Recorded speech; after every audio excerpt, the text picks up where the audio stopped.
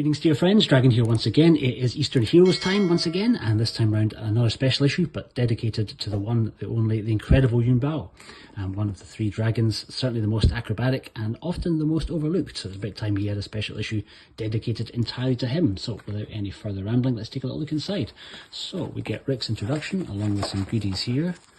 We get a DVD, which is a candid look at the life of rising star Yuen Biao, with on the disc I think we get some Darren Wheeling art, which he did for the hardback issue of the magazine. But you get that, and you'll get some really nice kind of glossy photos. I think you generally only get these if you order direct from Eastern Heroes website. I will leave a link down to the below, as I always do.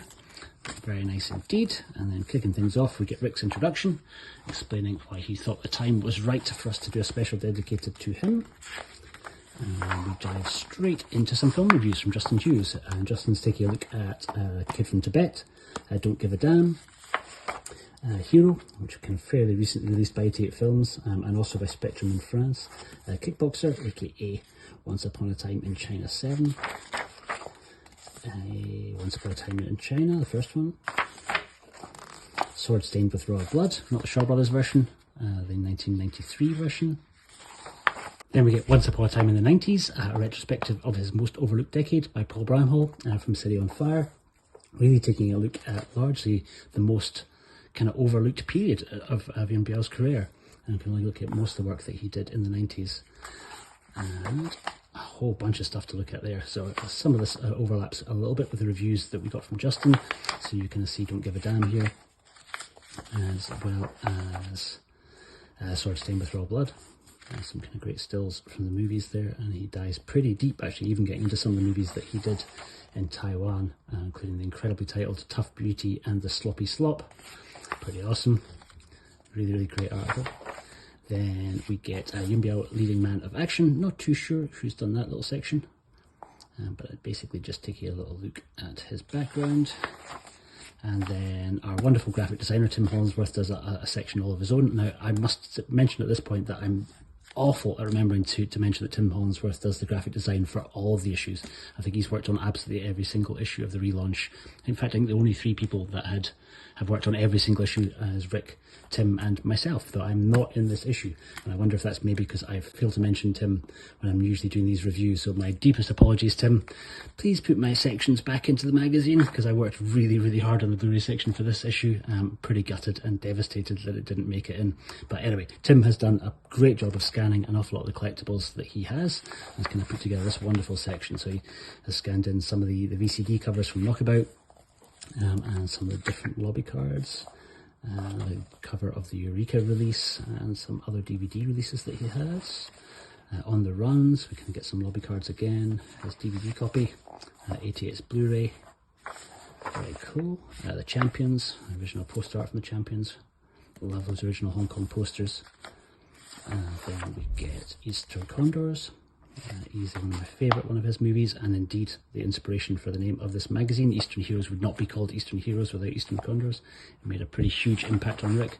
So we get a bunch of different images from Eastern Condors, a bunch of different versions, and a bunch of different posters that Tim scanned in.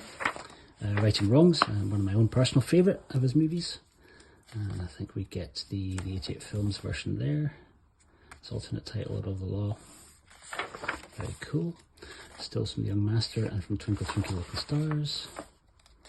Not too sure where he's got that one from. That'll be Japanese promo. And still from Project A. And Kickboxer, Dragons Forever, Prodigal Son, Dreadnought.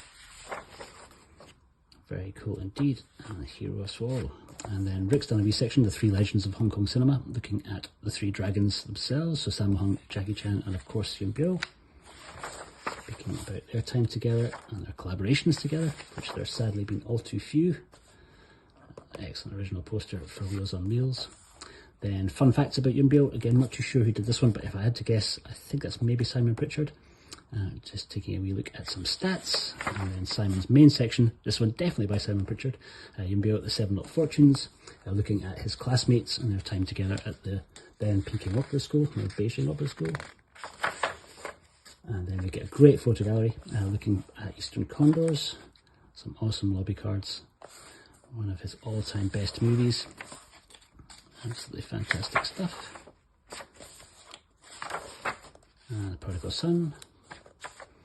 I think Rick alongside is basically kind of giving me recommendations of some of the movies to track down if you're not that familiar with, but I suspect everybody reading this will have seen, I certainly hope everyone's seen Eastern Condors and The Prodigal Son. I should mention also Eastern Condors rumoured to be getting a Criterion release later on this year. I'm really hoping that that is true. We get Twinkle Twinkle Lucky Stars. Again, some great lobby cards. Very cool indeed. Wheels on Wheels. Project A, another one that I suspect is getting another release, I think an American release from 88 Films, and if I was a betting man I'd put my money on it being a 4K release, but we'll wait and see how that unfolds. And then some Dragons Forever lobby cards.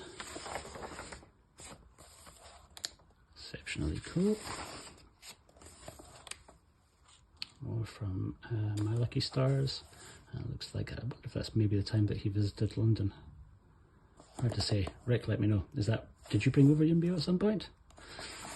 Then we get Collecting Jackie Chan Japanese LPs by Michael Nisbet. Michael's collection of kind of some of the Japanese side of the collectibles is incredible, and he's done a really, really good job of running through quite a few of the different EPs and LPs that he has.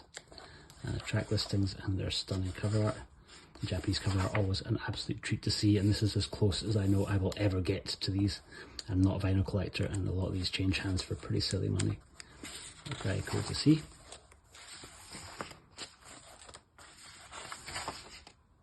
Awesome. Then we get into License to Steal, a review by Shahzad Asghar.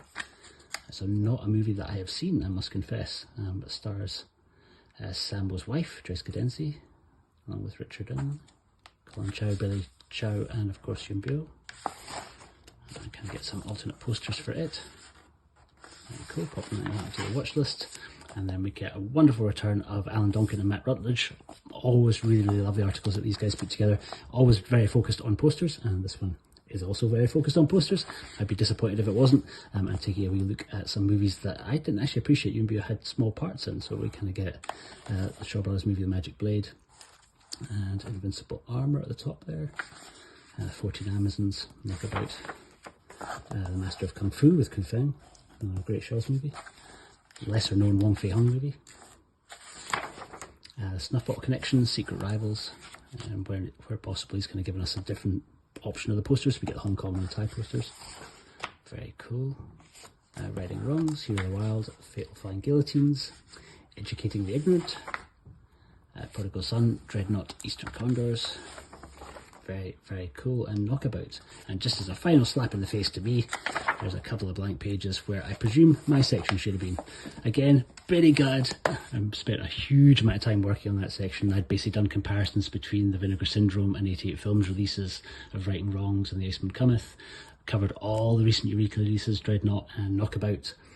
Spoke about Millionaires Express, the competing versions of that, and I kind of rounded it all up with some great pictures, but sadly it did not make it in. Unfortunately, I'm not crying, you're crying, but hopefully it'll go into a future issue at somewhere down the line, fingers crossed.